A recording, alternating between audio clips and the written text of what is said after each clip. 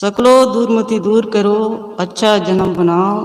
काग गौन गति छाड़ी के, हंस गौन चले आओ।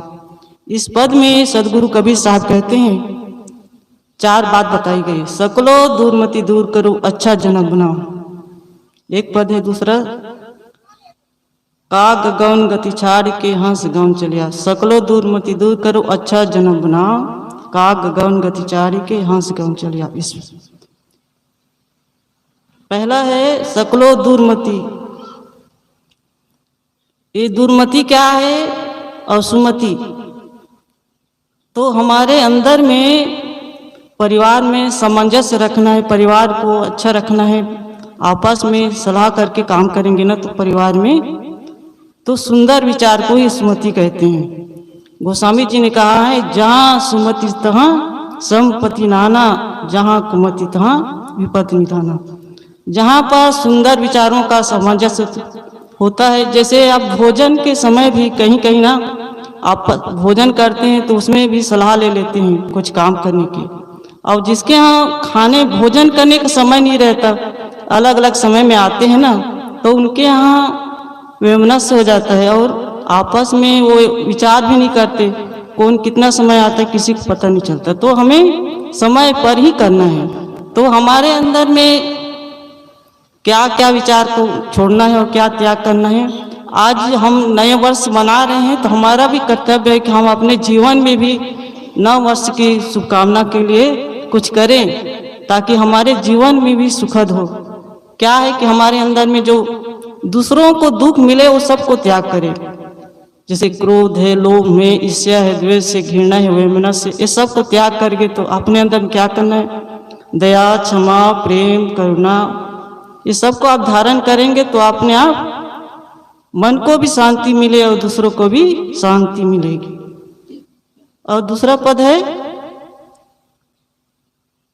मन।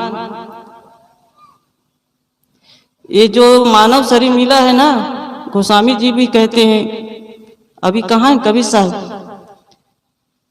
ये हम मनुष्य शरीर पाए हैं, पता नहीं इसका हमें लाभ मिल रहा है कि नहीं मिला, तो हमें पता चलना चाहिए।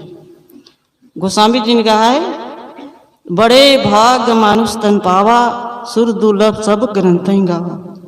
मानव की महिमा सभी ने गाई है, केवल पाने के लिए थोड़ी गाई, ये कर्म भूमि है और ये कर्म भूमि में अपना कल्याण करना है। इसके बाद इसमें हम कल्याण नहीं कर सकते तो अन्य खाने में तो कल्याण करने की कोई साधना नहीं है, वो भोग भूमि है। तो इस मानव शरीर की कीमत को आप आके और समझिए, ऐसी जीवन में मुक्त हो जाइए। ये मत सोचिए कि कोई आपका कर्जा धरता है, कोई आपको मोक्ष देगा या मुक्ति कर देगा, कोई नहीं है। आप स्वयं हैं अपने भाग्य की विधाता। चाहे आप अच्छा कर्म करके अपने को ऊपर उठा सकते हैं और बुरे कर्म करके आप नीचे जा सकते हैं। आप ही देवी और देवता है, आप ही दानव मानव, सब कुछ आपके अंदर में है। तो आप जैसे भोजन करते हैं ना, उसके अनुसार भी आपकी भावना भी बनती है। शुद्ध सात्विक भोजन करना चाहिए, अंडा मांस का पूरा परित्याग करके शुद्ध करेंगे तो आपके भावना भी अच्छी होगी और दूसरे के साथ भी वैसा व्यवहार करेंगे। तो ये छोटी सी पद को आप जीवन में उतारते हैं तो आपका जीवन सुखमय होगा, शांतिमय बनेगी। और कहा, काग गौन गति छाड़ी के, हंस गौन चले आओ। काग का स्वभाव सभी जानते हैं, काग ऊपर से भी काला रहता है और उनका मन भी काला होता है। वो कहीं पर भी जाके गंडम में बैठ जाता है, अच्छी जगह बैठ जाता है उसको। तो वैसी हमारे स्वभाव, हम लोग भी ऊपर से ना सुंदर दिखते हैं मगर अंदर से काग की भांति ना मन काला होता है। किसी के गलत बात सोचते हैं, किसी के लिए जलन होता है, दूसरे को देख के हम आगे नहीं बढ़ सकते। कोई आदमी अपने पड़ोसी को भी देखना नहीं चाहते। अगर वो 2 मंजिल का घर बना ले तो उसको ईर्ष्या होती है, द्वेष होता है कि बहुत आगे बढ़ गया। तो हमें भी उसी की भांति मेहनत करना चाहिए, कर्म करना चाहिए और हम भी उनके समान बनने की कोशिश करना चाहिए। तो हम उनको गिराना चाहते हैं तो गिराना नहीं है, हमें भी उसके बराबर मेहनत करके अपनी पुरुषार्थ करना है। तो हम काग के स्वभाव को त्याग करके तब हमारा जीवन सफल होगा। हम सज्जनों की भांति रहें, संतों के भांति रहे। और हमें इस आज अवसर भी मिला है संतों का, बड़े भाग्य से मिला है। ये आज नए वर्ष में शुरुआत में यहाँ सत्संग शुरू हो गया है और इसी से अपना कल्याण करेंगे, इसी से ही हमें सब कुछ मिल सकता है। ये अवसर आपको मिला है, आप सौभाग्यशाली है। काग गौन गति छाड़ी के हंस गौन चली आओ। हंस का स्वभाव आप सभी जानते हैं। हंस के सामने दूध और पानी मिला देंगे तो हंस पानी को पी लेता है और पानी को दूध को पी लेता है और पानी को छोड़ देता है।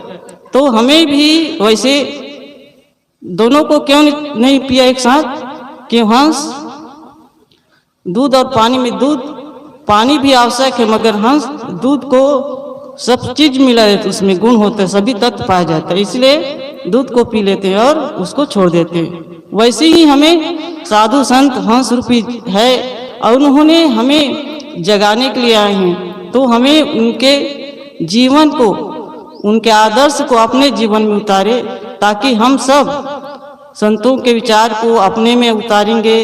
उनके एक एक शब्द को भी, एक एक शब्द को एक एक दिन में उतारते हैं तो हमारा कल्याण निश्चित है। ऐसा अवसर हमें मिला है। आप सभी को इस पावन अवसर पर बहुत शुभकामनाएं। बोलिए सद्गुरुदेव की जय। साहेब